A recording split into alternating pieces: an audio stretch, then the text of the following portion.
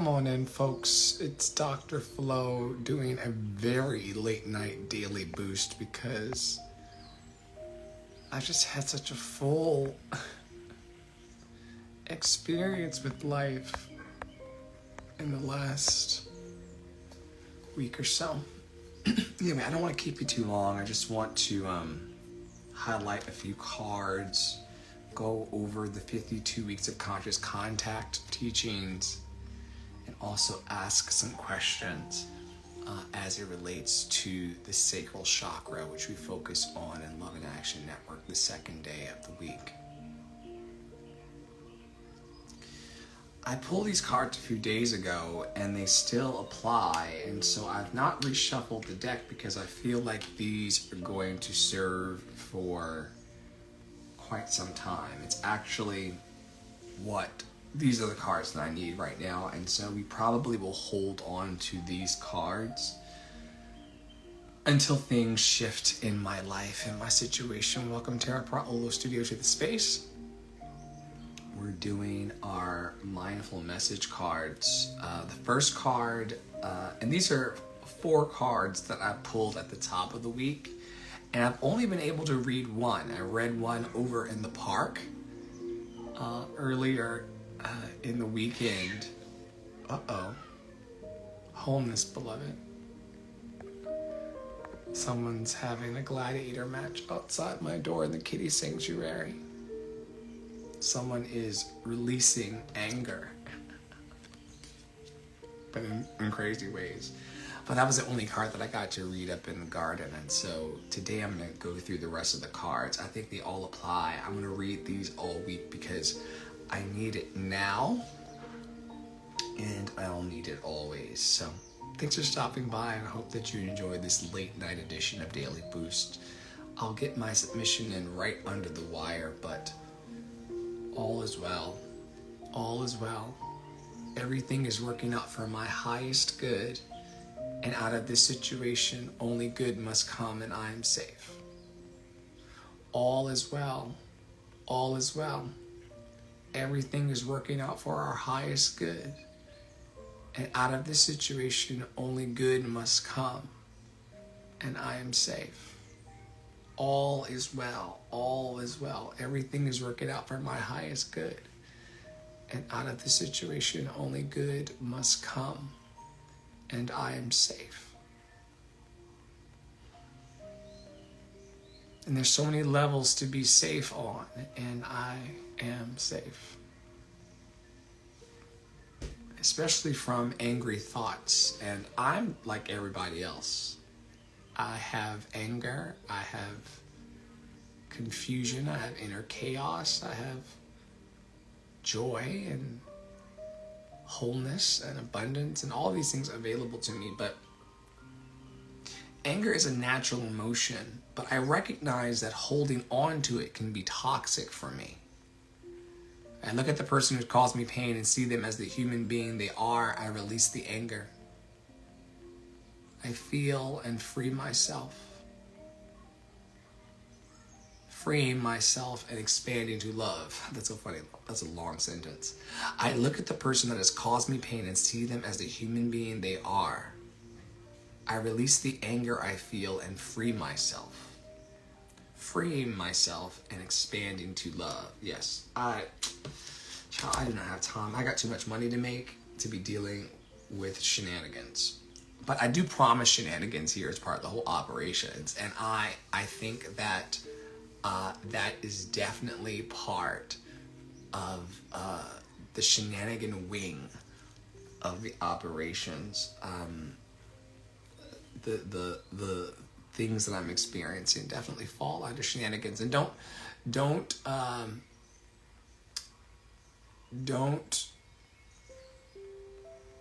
seek to manifest shenanigans and expect them not to appear. Don't say that you're offering smiles, support, songs, and shenanigans and not expect shenanigans. That's all I'm going to say. Anyway, infinite creativity. At any moment, I'm able to tap into an infinite source of energy and creativity within me. Unique ideas flow through. each one capable of blossoming into beautiful creations. At any moment, I'm able to tap into an infinite source of energy and creativity within me. Unique ideas flow through, each one capable of blossoming into beautiful creations. Next card. All is okay. All that I feel is okay.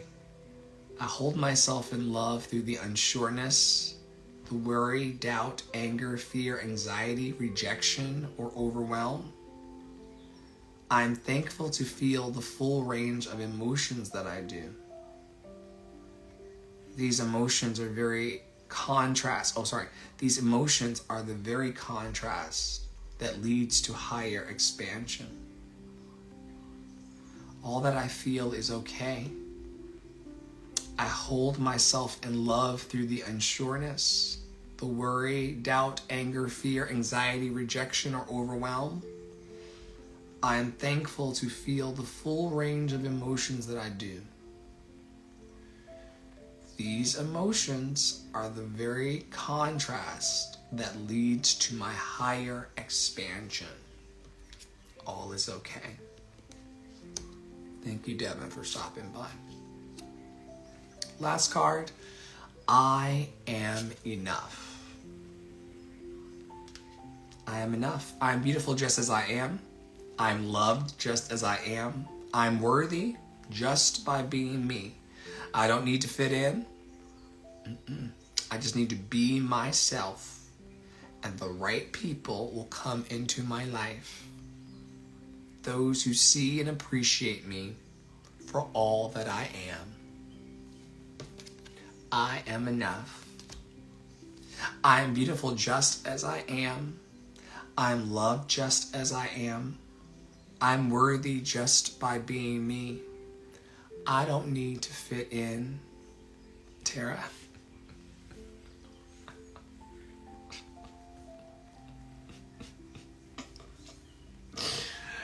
Oh God. I do not need to fit in.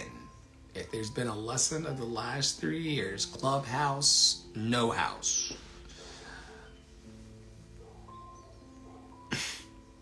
I don't need to fit in. I don't. I honestly don't. I just need to be myself, and the right people will come into my life. Those who see and appreciate me for all that I am.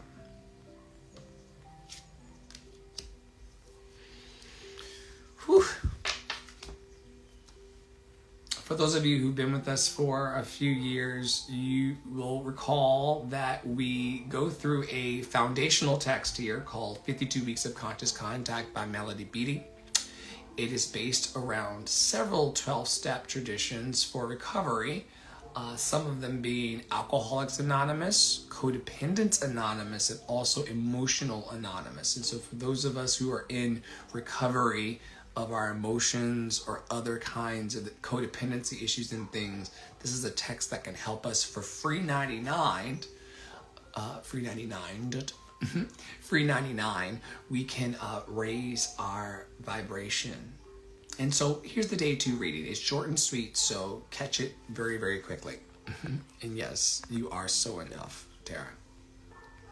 You really are. So am I. Day 2. We don't do grief. Grief does us. The application for the week is don't worry about when this value applies, the value being good grief. When it's time to heal our heart from a loss, we'll know. Don't be surprised if grief hits years after a loss or takes longer than we think it should. Or longer than we think it could. Listen. Starlight Mystic Botanica earlier in the week was talking so powerfully to this feeling I'm about to express, and I hope that we can recover the footage of it all. But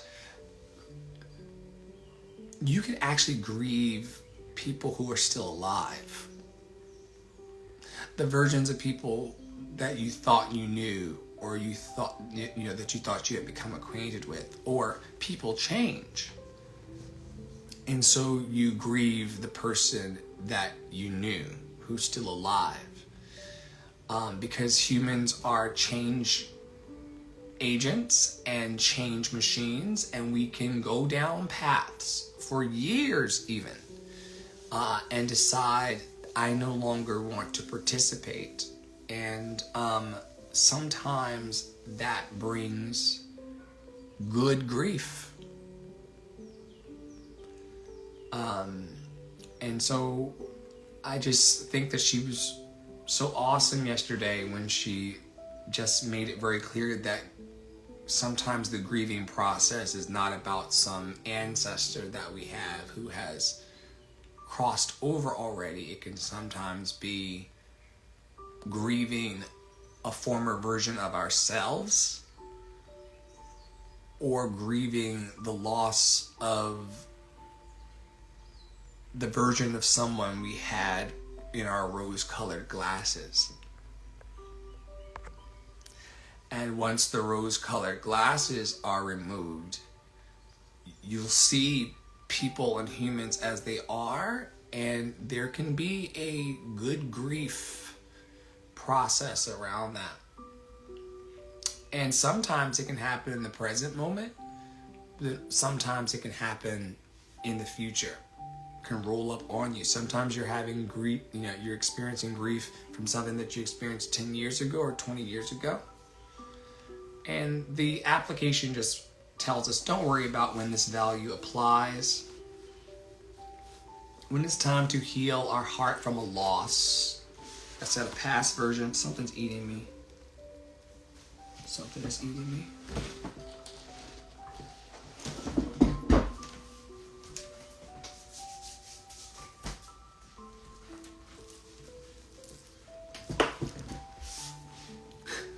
When it's time to heal our heart from a loss.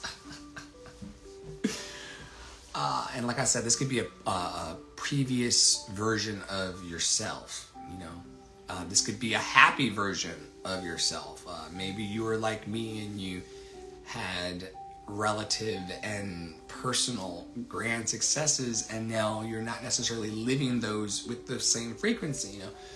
You have to grieve, not grieve like the success, but just understand and surrender to the idea that the past will always be lost to us. The magic is in the new. And by new, I mean the present moment. So don't be surprised if grief hits after a loss or takes longer than you think it could. Be gentle with yourself, be patient with yourself, and allow yourself to shake hands with what's happening to you. So much life has been happening to me very, very fast. Very fast. And I've had to learn to just shake hands with it. I'm actively grieving. I think there's a lot of people who are grieving. Ceasefire now. As it relates to Gaza.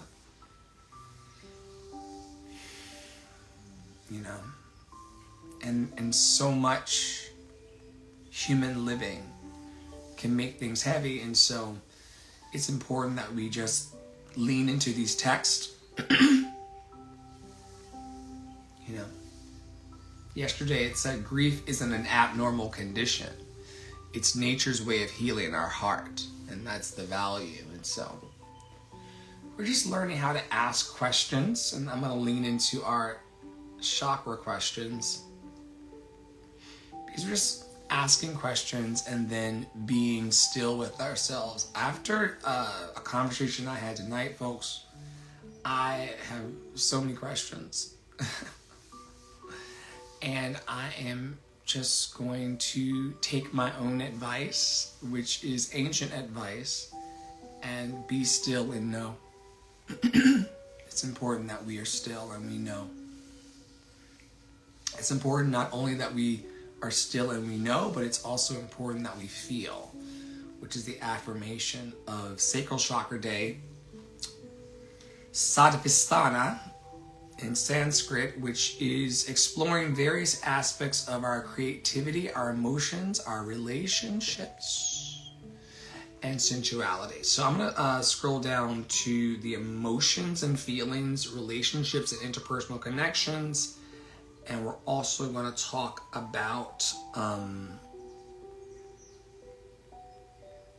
self-worth and personal boundaries.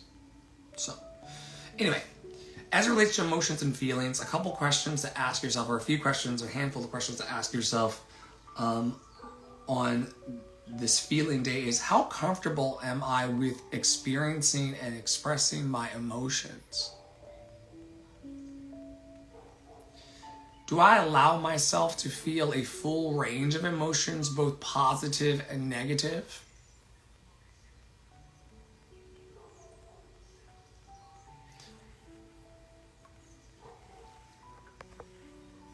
Are there specific emotions I tend to suppress or avoid? And then it asks why. Are there specific emotions? And if you don't know how to pinpoint your emotions, we have some wonderful resources over on our website that I'm actively rebuilding in collaboration. And if you go to lovedandlovable.org/emotions, you'll find actual names for what you're experiencing within yourself and about other people.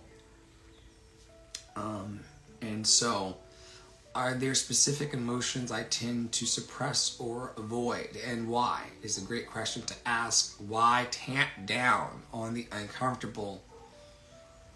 Why suppress or avoid? Why not have had the conversation by now? Why? And how do I cope with overwhelming emotions or emotional pain? How do I cope with overwhelming emotions or emotional pain? Once again, I think that I'm going very peas and carrots these days, so I just get really, really still.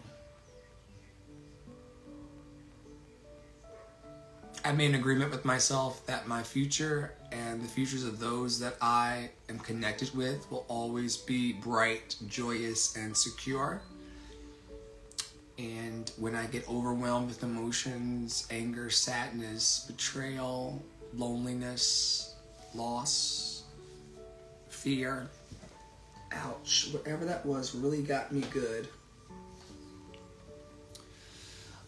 Whenever these overwhelming emotions and emotional pain begins to overtake me, and y'all have watched this happen, I will get still with music like this and remind myself of what is true about myself.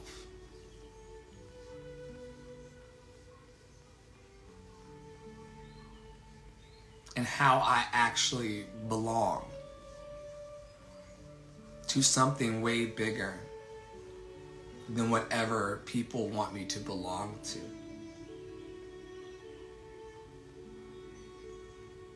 I belong to something bigger, and I belong to myself.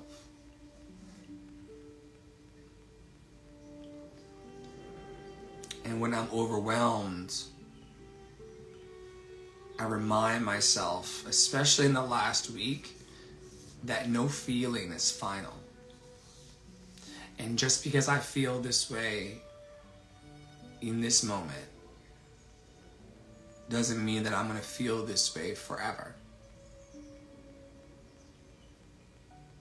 And I can leave the door open for brighter days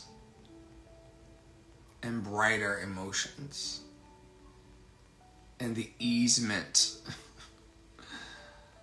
of my emotional pain. All right, relationships and interpersonal connections. How do I nurture and maintain healthy relationships in my life? Are there any relationships that feel draining or toxic? Why do I hold on to them? Do I feel comfortable with intimacy and vulnerability in my relationships? How do I balance giving and receiving in my relationships? Ooh, child. I try to nurture and maintain healthy relationships in my life by leaving my heart space open, and leaving and being very vocal in ways that are often pretended to be ignored. But I try to let people know that I'm present to help. I always tell my peer support mental health friend that I'm one of the few friends that checks in on people and their dreams if they want it several times a day. I'm one of the only people that folks know who is trying to build systems to maintain relationships where people feel true to themselves and true to their dreams. And so how I nurture it is by remaining open and letting people know the best that I can that I'm here for you. I'm present for you. I'm actually sitting here, in public space. I'm actually, available in DMs. I'm lighting up my top 50 in the Instagram algorithm and just pushing connection, and saying you're loved and lovable and things to try to nurture and maintain healthy relationships. Sometimes a lot of them, though, are one-sided. But the relationships, maybe I should reframe this, though. How do I nurture and maintain healthy relationships? The healthy relationships I have, and they are... let's not do that. It's a handful.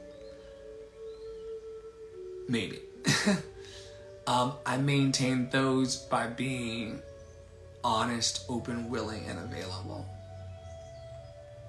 I'm very honest. I'm very open. I'm very willing. And I'm very available. In the face of some very serious bullshit, y'all. But I hope that staying that way helps me to maintain the healthiest of relationships, and all the ones that aren't, I hope they burn off. And are there any relationships feeling draining or toxic? Absolutely. Absolutely. Why do I hold on to them? Because I believe in redemption for people. And in some instances, I'm holding on because that's how it is right now. That's how it is right now. That's how it is right now. Do I feel comfortable with intimacy and vulnerability in relationships? Yes. In fact, I am very vulnerable in relationships, and it can often force an intimacy that is uncomfortable, because I'm going to see you and you're going to see me, and when a person is being vulnerable with you, you can make all the choices you want. It's all consent based, but when you're vulnerable with a person, they have to make a choice about whether they want to be vulnerable with you and be transparent and be truthful with you as well. And with the level of vulnerability and the intimacy of sharing my truth with people, which is a very intimate thing. To share your raw, real truth with people is very intimate. Often I'm very comfortable with that, but it plunges all of my relationships into some really, really murky territories and spaces. But yeah, I feel very comfortable with vulnerability, intimacy. It's been praised by some people and reviled by others, because you're going to put on your scuba gear. You're going to put on your scuba gear in relationship with me. Platonic, romantic, or otherwise. It's going to be a deep dive of the heart, because why are we not getting all of the juice out of this? Why are we playing these stupid games? It's really fucking annoying. It's really fucking annoying. As a spiritual leader and healer, it's really fucking annoying. Number 4, how do I balance giving and receiving in relationships? I put that shit on paper. I know exactly who everybody is to me and what they do here. And I balance giving and receiving by making sure that for everything that someone gives me, I give something back. And I don't always have money to do it, but I give something back.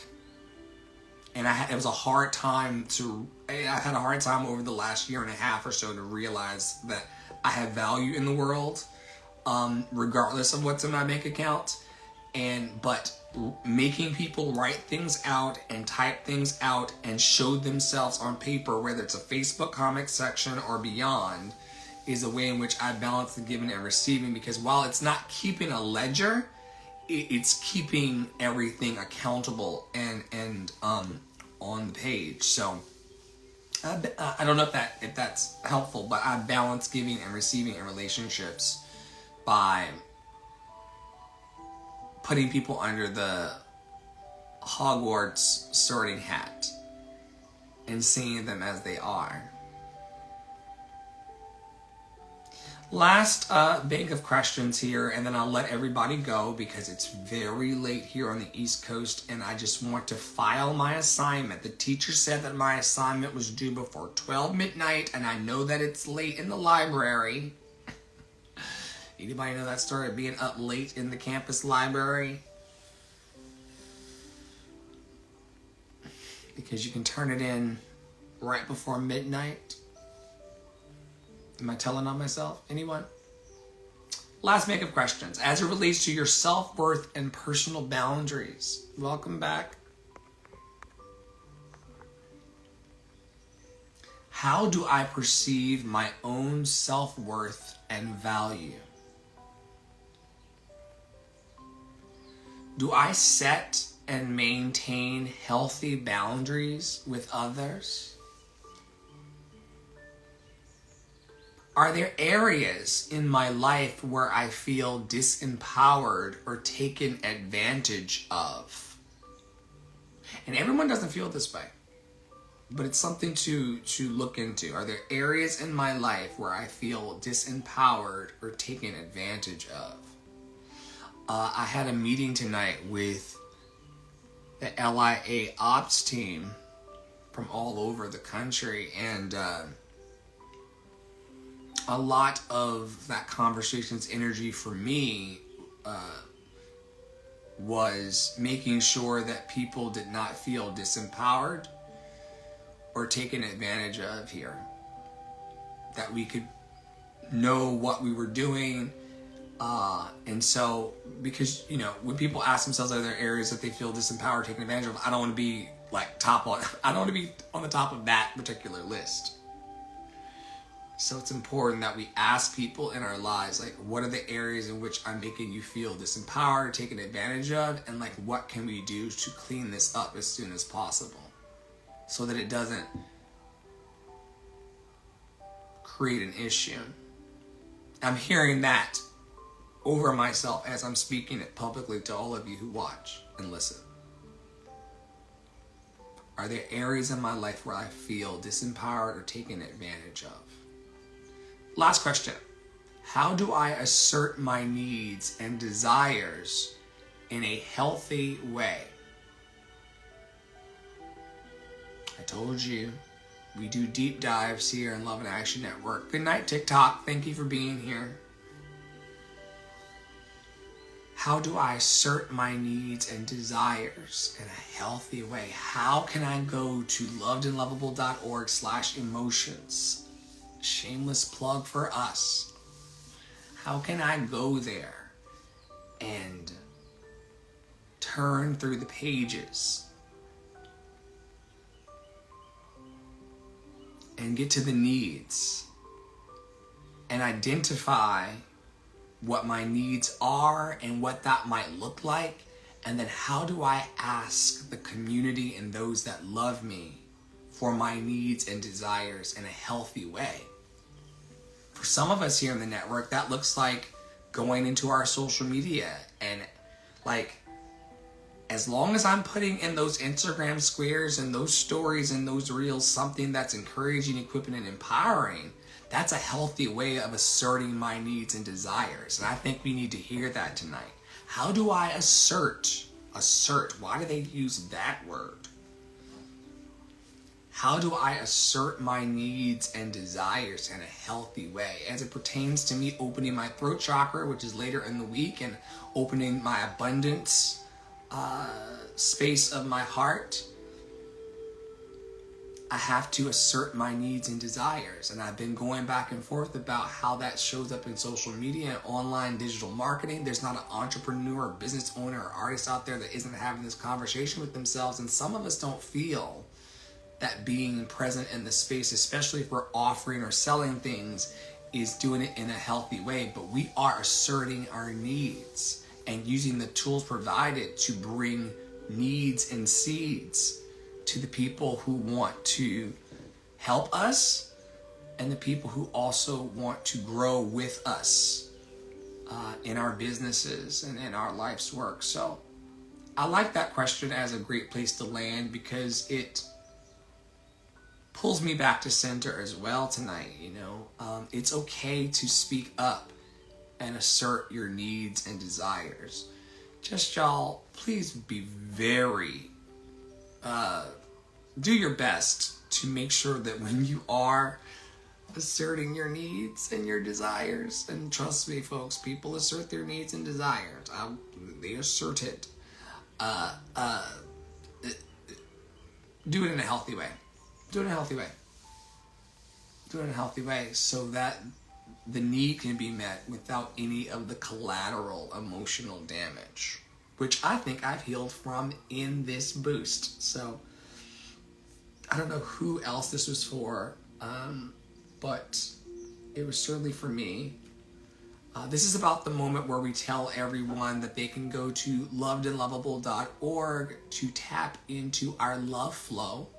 We are a small yet mighty operation of believers in hopeful messages. We believe that the 800,000 people who seek to unalive themselves every year deserve respite and refuge and a place where they can take off their shoes and just be in warm vibrations while building themselves personally and professionally, and also conjuring the magic of their dreams and their own special, unique magic that is their own.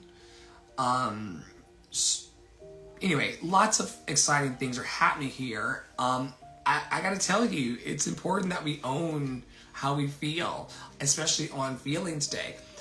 There's a website there that will introduce you to our team, but I'm not proud of it. It's not my best. And so over the next week, I'm going to be working to make it better. But I'll tell you one thing. If you're on Instagram right now, where people will be watching this, or if you're in the Substack, go to my Instagram and just DM me.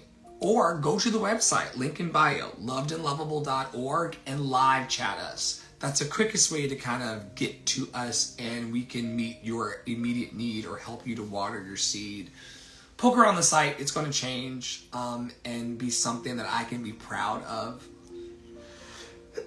But in the meantime, most people who are watching me or listening to me right now know how to find a guy like me in the internet at Andre in the Flow on all platforms, and 404-585-1278 is my phone number, and you can always reach out if you need a word of encouragement. Always happy to be like I said, a refuge for those who need it. All right. That was my session. I hope to see you all around, and stay in your power, stay in your joy, stay loved and lovable.